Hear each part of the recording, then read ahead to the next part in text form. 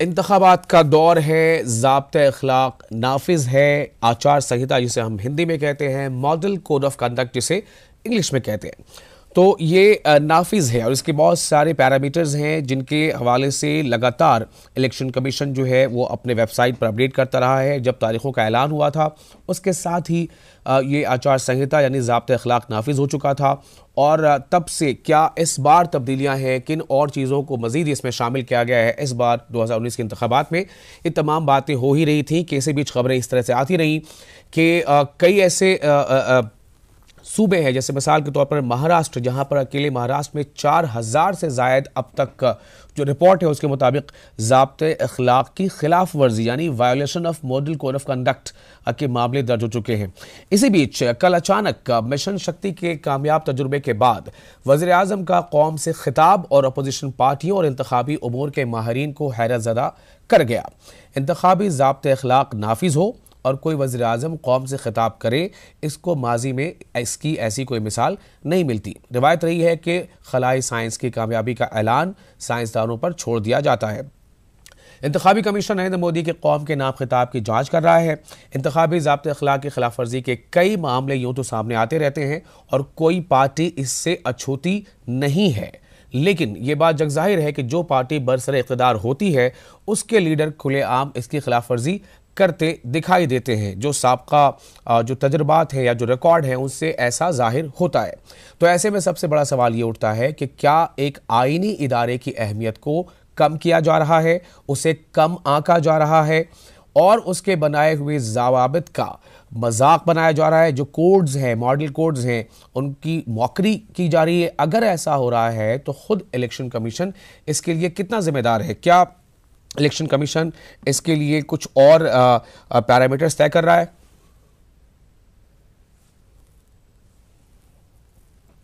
तो ऐसे कई सवाल हैं जो अभी चूंकि दूसरे मरहले की जो पर्चा नामजदगी का अमल है वहां तक का काम पूरा हो चुका है, अभी कहीं वोटिंग शुरू नहीं हुई है। जाहिर सी बात है पहले फेज़ की वोटिंग में भी थोड़ा वक्त है, लेकिन जिस तरह ज़ाब्ते अखलाक नाफिज है अलग अलग सूबे में, अलग अलग शहरों में, और इस ज़ाब्ते अखलाक में कई चीज़ें आती हैं। इसमें जहाँ स्पीच या तकारीर के जो अल्फाज हैं वो मैटर करता है, पैसे का जो मूवमेंट है वो मैटर करता है, पोस्टर्स या झंडे वो कहाँ हैं, कैसे हैं, वो ज़ाब्ते के मुताबिक है कि नहीं, वो मैटर करता है। बहुत सारी ऐसी चीज़ें इसमें शामिल होती हैं। ये कुल मिलाकर एक कोशिश होती है कि बिल्कुल साफ सुथरे माहौल में, अब बिना किसी ऐसे स्टाइल अंगेज माहौल में और बिना किसी ऐसे ज़रिए से जिसके ज़रिए से साफ सुथरे वोटिंग पर को असरअंदाज किया जा सके, उससे अलग ये इलेक्शन पूरा हो सके, इसको लेकर इलेक्शन कमीशन ने एक मॉडल कोड ऑफ कंडक्ट बनाया है। हमारे साथ खास मेहमान इस वक्त स्टूडियो मौजूद हैं, हम बारी बारी से उनका तारुफ कराते हैं। सबसे पहले बता दें, ओपी सिंह है, लखनऊ से हमारे साथ स्टूडियोज जुड़े हैं, जो तर्जुमान है यानी स्पोक्स पर्सन है बीजेपी के। विशाल राजपूत हैं, ये तर्जुमान है यानी एक स्पोक्स पर्सन है कांग्रेस के, और अनिल भारद्वाज हैं सीनियर जर्नलिस्ट, ये हमारे साथ तीनों लखनऊ से जुड़ रहे हैं। आप तीनों का बहुत बहुत इस्तकबाल है। साथ ही अशरफ काजमी हमारे रिपोर्टर, जो लगातार इलेक्शन कमीशन में जो चीज़ें हो रही हैं और कौन कौन पार्टियां कब कब आ रही हैं, क्या शिकायतें लेकर आ रही हैं, इस मामले को ख़ास तौर से अशरफ काज़मी देखते आ रहे हैं।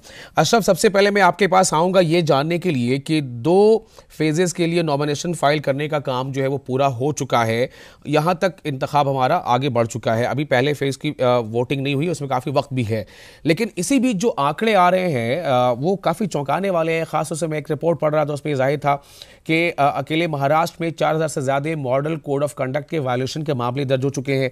मैं आपसे जानना चाहूँगा कि ऐसे कौन कौन से बड़े मामले हैं और क्या कुछ डेटा आपके पास ऐसा है जिससे ये जाहिर हो कि कितने बड़े पैमाने पर ये ज़ाब्ते अखलाक यानी आचार संहिता यानी मॉडल कोड ऑफ कंडक्ट का वायलेशन हो रहा है? अशरफ।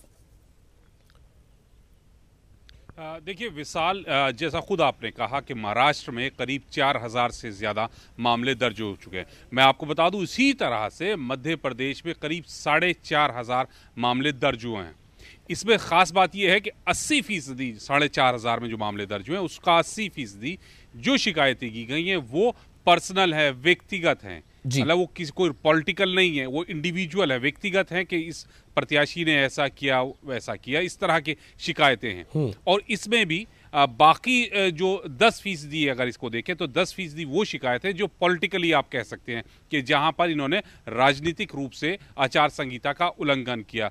और बाकी जो कर्मचारियों से जुड़ी हुई 10% शिकायतें हैं वो हैं उन लोगों की जिनका ट्रांसफर नहीं हुआ। ये सिर्फ मध्य प्रदेश की बात है। जैसा आपने बताया महाराष्ट्र में 4000 है, मध्य प्रदेश में 4.5 है। इसी तरह से करीब करीब सब जगह यही एवरेज है, 4000, 4500, 3000, और ज्यादातर यही पाया जा रहा है कि शिकायतें जो हैं वो पर्सनल हैं, क्योंकि अभी वोटिंग का टाइम अपने पास बहुत है सबके, तो आप उसे पॉलिटिकली नहीं कर सकते। वो ज्यादातर जो शिकायतें कर रहे हैं वो पर्सनल लेवल पे कर रहे हैं, पर्सनल कर रहे हैं। दिल्ली में आप हैं, अब मैं आपसे दिल्ली के ताल्लुक से जानना चाहूंगा कि कौन कौन से ऐसे मामले हैं जिसको लेकर खुद किसी बड़ी पार्टी के बड़े नेताओं ने एसी का दरवाजा खटखटाया और वहां ये आवाज लगाई कि देखिए क्या हो रहा है, ये किस तरह से ज़ाब्ते अखलाक की खिलाफवर्जी हो रही है। इसमें कौन कौन सी बड़ी पार्टियां शामिल हैं, कौन कौन से बड़े मामले सामने आए हैं? देखिए, सबसे बड़ा जो और ताज़ा मामला तो खुद प्रधानमंत्री का है। कल जैसे सैटेलाइट को परीक्षण किया गया और उसको गिराया गया, और उसके बाद प्रधानमंत्री ने अपनी बात रखी और सबको बताया कि ये बधाई भी दी देश के वैज्ञानिकों, तो इसकी शिकायत की गई है। और फिर उसके बाद वैसे चुनाव आयोग भी इस पूरे मामले को देख रहा है कि क्या ये मॉडल कोड ऑफ कंडक्ट है या नहीं है। इसी तरह से जो चौकीदार अभियान है भाजपा का, इसको लेकर भी शिकायत की गई है। इसको लेकर शिकायत खास करके पंजाब के जो चौकीदार लोग हैं उन्होंने की है। और बड़ा मतलब अजीब वाकया है कि वहां के लोग कह रहे हैं कि कांग्रेस कहती है चौकीदार चोर है और आप भाजपा कहती है मैं भी चौकीदार। तो वो लोग जो वाकई में ये काम करते हैं, चौकीदार है, तो उनकी शिकायत है कि साहब हमारे बच्चों को इस तरह से तंज किया जा रहा है कि तुम्हारा बाप चौकीदार है, तुम्हारा बाप चोर है, तो ये चौकीदार वाला हटाया जाए। तो ये चीज जो पंजाब के लोगों ने पंजाब राज्य का जो चुनाव आयोग है वहां की है। चौकीदार को लेकर यहाँ फिर चुनाव आयोग ने कांग्रेस को नोटिस भी जारी किया गया है। ये एक है। और जो प्रधानमंत्री को लेकर एक फिल्म बन रही है उस पर भी नोटिस दिया गया था। और आज ही इस फिल्म के जो मुख्य किरदार निभा रहे हैं विवेक ओबराय, वो चुनाव आयोग आए और उन्होंने अपनी सफाई रखी। चुनाव आयोग के सामने कहा कि मैं ये जो फिल्म बना रहे हैं हम लोग, ये आचार संहिता का कहीं उल्लंघन नहीं है। जी अशरफ, आपके पास मैं लौटता हूं, आप बने रहे हमारे साथ। अशरफ, अपने मेहमानों के पास चलते हैं। ओपी सिंह, अनिल भारद्वाज और विशाल राजपूत आपका फिर से इस्तेमाल करते हुए, ओपी सिंह जी आपके पास में आ रहा हूं। ये ज़ाब्ते अखलाक यानी आचार संहिता यानी मॉडल कोड ऑफ कंडक्ट, क्या ये सिर्फ एक मैं आपसे पूछ रहा हूं, क्या इसका धड़ल्ले से जो पार्टी, जो नेता या जो कोई भी इसके दायरे में आते हैं वो इसका वायोलेशन करते हैं और फिर बाद में वो उस पर एक सफाई दे देते हैं, या फिर ये कि ये रविश, ये जो है, ये गलती से ऐसी चीजें हो जाती हैं? आपकी रीडिंग क्या है ओपी सिंह जी? देखिए, ऐसा है कि देश में स्वतंत्र, निर्भीक और स्वच्छ ईमानदारी से चुनाव कराने के लिए हमारे देश में चुनाव आयोग की व्यवस्था की गई। अभी जो ताजा मामला शिकायत हुई है, जैसा कि हमारे साथी चर्चा कर रहे थे कि जो मिसाइल का अभी प्रयोग किया गया है कल, उसको चुनाव आयोग ने संज्ञान में लिया है या चौकीदार को लिया है। हम कहते हैं देश के इसमें गलत क्या है? अगर विश्व में हमने यह प्रयोग करके और पूरे विश्व में हम चौथा देश हो रहे हैं, तो इसके लिए तो हमको गर्व होना चाहिए। और उन्होंने वैज्ञानिकों का स्वागत किया है, वैज्ञानिकों को बधाई दिया है, वैज्ञानिकों की उस पर किया है। दूसरी बात यह है कि ये एंटी मिसाइल जो हमारी बनी हुई है, ये 2007 में आज बयान है कि इसरो के पूर्व चेयरमैन और सबसे बड़े वैज्ञानिक श्री माधवन का बयान है कि 2007 में जब चाइना ने इसका प्रयोग किया था तो उस समय वैज्ञानिकों ने तत्कालीन सरकार से उन्होंने इजाजत मांगी थी। अच्छा, मुझे लगा आप कुछ ऐसा कहने जा रहे हैं कि उस समय चाइना में भी शायद इलेक्शन हो रहा था। ठीक है, सॉरी, मैं ऐसे ही पूछ रहा हूं आपसे। बहरहाल, विशाल राजपूत जी क्या गलत है? अगर इलेक्शन, विशाल राजपूत जी क्या गलत है इसमें? इलेक्शन के विशाल राजपूत जी क्या गलत है? देखिए, जिस तरह वर्तमान हमारे देश के प्रधानमंत्री माननीय मोदी जी ने कल 1 घंटा लाइव इलेक्ट्रॉनिक मीडिया के सामने रहे, तो चुनाव का दौर है और खुद क्या कहते हैं कि राजनीतिक दल और प्रत्याशियों के लिए एक नियमावली बनाई गई है जो चुनाव आचार संहिता का पालन करे कि किसी प्रकार की त्रुटि न हो पाए, सरकारी चीजों का किसी प्रकार से दुरुपयोग न हो पाए। तो वर्तमान में जो हमारे देश के जो प्रधानमंत्री जी हैं, ये तो सरकारी संस्थाओं का दुरुपयोग लगातार करते आ रहे हैं। इनको चुनाव आयोग के नियम नियमावली की कोई जानकारी नहीं है, ना उसमें ये जानना चाहते हैं। और मैं तो आपके चैनल के माध्यम से एक बात कहना चाहता हूं कि चुनाव आयोग को सजग हो जाना चाहिए कि ऐसा तो नहीं कि प्रधानमंत्री जी जो है शब्द भेदी मिसाइल की फोटो लगा के, पोस्टर लगा के ये चुनाव रैलियों पे ना निकल जाएं, क्योंकि चुनाव आयोग को सख्ती से इन पे जांच करनी चाहिए और यदि ये दोषी हैं तो इन पे सख्त से सख्त कार्रवाई करनी चाहिए। क्योंकि जब जिस देश का प्रधानमंत्री आदर्श चुनाव आचार संहिता का उल्लंघन करेगा तो उस देश में क्या मैसेज जाएगा, उस देश के आम जनमानस में क्या मैसेज जाएगा। आचार संहिता के संभलने वाली चीजें ये सब नहीं रह जाएंगी, क्योंकि जिस देश का मुखिया इस टाइप के कुकृत्य करेगा। और कुल मिला के यदि स्वस्थ लोकतंत्र के वो निर्वाहक हैं तो मैं आपके चैनल के माध्यम से कहना चाहता हूं कि अपने जो 5 साल के जो पत्र थे उन पे बात करते, अपने जो वादे थे उन पे बात करते। कभी वो क्या कहते हैं सेना को का राजनीति के मुखौटा करने का काम करते हैं, कभी ये क्या कहते हैं मिसाइल को चुनावी राजनीति का हिस्सा बनाने का काम करते हैं। तो कुल मिला के देश के प्रधानमंत्री उनको अपनी गरिमा को बनाए रखना चाहिए और एक स्वस्थ लोकतंत्र क्या होता है ये हिंदुस्तान के आम जनमानस के सामने ले जाना चाहिए। विशाल राजपूत जी, लेकिन एक यहाँ पे थोड़ा करेक्ट करना चाहूंगा। आपने कहा कि उनको जानकारी नहीं है, ये ऐसा आप ना कहें कि जानकारी नहीं है, वो हमारे मुल्क के वजीर आजम है। ऐसा मुमकिन नहीं है कि उन्हें जानकारी नहीं होगी इस बात की। ठीक है, जो शिकायत दर्ज की गई है इस बात को मान रहे हैं ओपी सिंह जी भी। इलेक्शन कमीशन में शिकायत दर्ज कराई गई है। इलेक्शन कमीशन इसके लिए कमीशन भी डिप्टी जो इलेक्शन कमीशनर है उनके सरबराही में कमीशन बना दिए, संदीप सक्सेना की सरबराही में। लेकिन अब सवाल ही पैदा होता है कि आप ना तो उसे गलत कह सकते हैं, ना अगर ओपी सिंह जी उनको हरी झंडी देती है भी सही नहीं है। जब वो मामला अब जांच के दायरे में है तो वो होगा। लेकिन ये जरूर है कि सवाल उठा क्यों, अगर इससे पहले ऐसा नहीं हुआ था तो सवाल उठ रहा है। अनिल भारद्वाज, आपके पास मैं आ रहा हूं।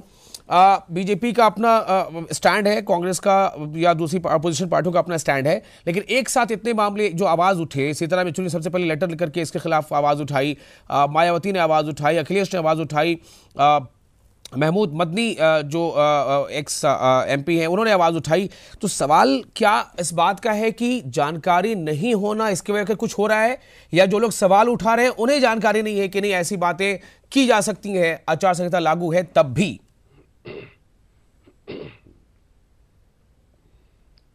दोनों बातें हैं। सरकार को जानकारी है, ऐसा कोई भी नहीं है जो जिसको पता ना हो, जो चुनाव लड़ता है उसको पता ना हो कि आदर्श चुनाव आचार संहिता होती क्या है जी। वो चाहे मदनी हो, चाहे मायावती हो, चाहे नरेंद्र मोदी जी हो, कोई भी हो, सबको पता है। और क्या करना है उनको ये भी पता है।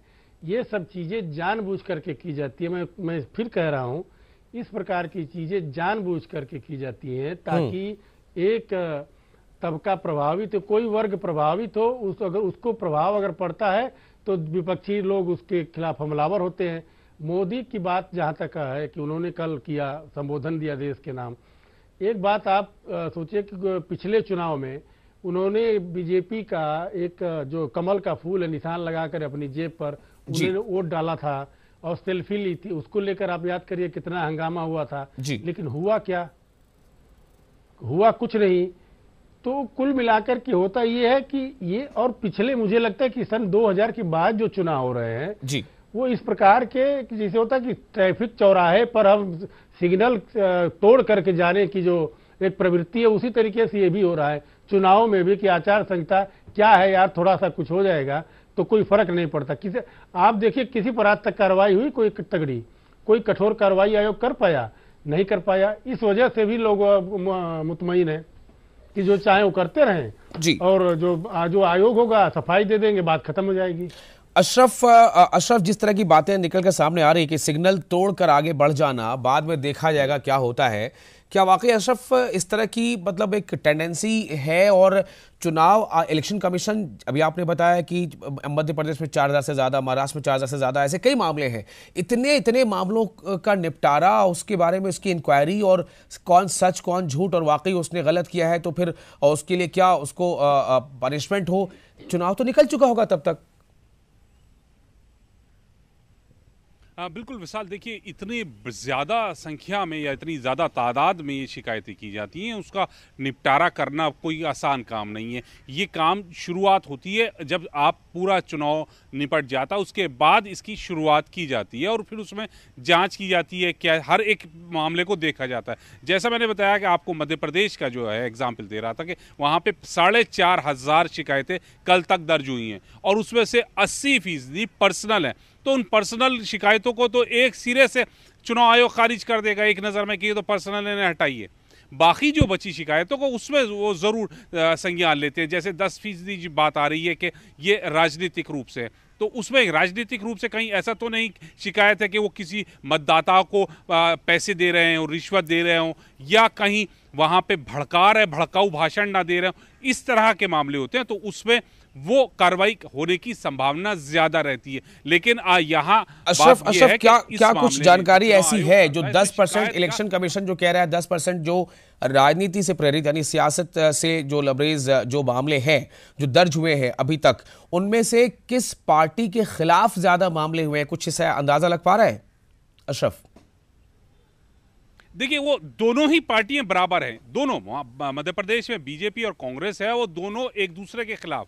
वहां जाके कि साहब हमारे कैंडिडेट के खिलाफ आपने ये शिकायत की, रिश्वत देने की शिकायत की, ये सब चीजें की जो शिकायतें हैं वो आ रही हैं दोनों। तो ओपी सिंह जी आपके पास में आ रहा हूं, क्या इसमें एक तरह की रेस लगी हुई है, जैसा अनिल भारद्वाज जी कह रहे हैं कि देखा जाएगा बाद में क्या होता है, क्या यही टेंडेंसी है? अभी मौका है, हाथ लग जाए कुछ और इसका कुछ फायदा उठा लिया जाए इलेक्शन में। ओपी सिंह जी, क्या यही टेंडेंसी, इसी का फायदा उठा रहे हैं हमारे खासतौर से पार्टियां और जो नेतागण है वो? ऐसा नहीं है, ऐसा नहीं है। ये देश का दुर्भाग्य है जी कि अगर देश में कोई बहुत बड़ी उपलब्धि होती है, हम विश्व स्तर की उपलब्धि करते हैं, और अगर वो चुनाव के ठीक पहले हो जाता है तो सारी राजनीतिक पार्टियां इस देश की, चाहे वो समाजवादी पार्टी हो, चाहे बसपा हो, चाहे कांग्रेस हो, ये तुरंत उसको राजनीति से जोड़ते हैं और चुनाव से जोड़ते हैं।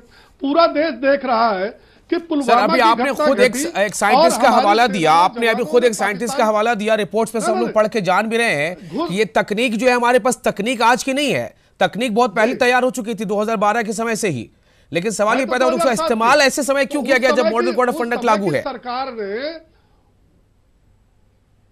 नहीं, 2007 और 2012 में जब वैज्ञानिकों ने अनुमति मांगी तो नहीं मिली, इसको डिटेल में जाइए, और ये फाइल बार बार वापस कर दी जाती थी जी। 2015 में जब वैज्ञानिकों ने ये फाइल हमारे पीएमओ और सुरक्षा से जुड़े हुए विभागों को दिया, ठीक है, तो मोदी सरकार के जिम्मेदार लोगों ने या प्रधानमंत्री ने उस फाइल को ओके कर दिया कि आप इस जो आपका ये अभियान है मिसाइल का, इसको तुरंत चालू किया जाए। अच्छा, वो वैज्ञानिक अगर ये सिर्फ एक प्रशिक्षण था, मतलब 15 में फाइल आया तो क्या ओके किया गया, मतलब 19 के लिए? मैं समझ नहीं पा रहा हूं क्या कहना चाह रहे हैं आप। फाइल 15 में आई तो ओके के लिए, 19 के लिए ओके किया गया, 2019 के लिए। वैज्ञानिकों को जी उसको तैयार करने के लिए हरी झंडी दी गई। विशाल राजपूत जी, आपका भी कमेंट चाहूंगा। नहीं दी गई थी जी, उसको सरकार ने। अब देखिए, आप इनकी बातों को जान सकते हैं कि ये आज जो घटना है 2015 में इन्होंने प्लान कर लिया था कि 2019 का चुनाव चालू होगा, वैज्ञानिक हमारे जो है हम इसको राजनीतिक कोटा बनाने का काम करेंगे।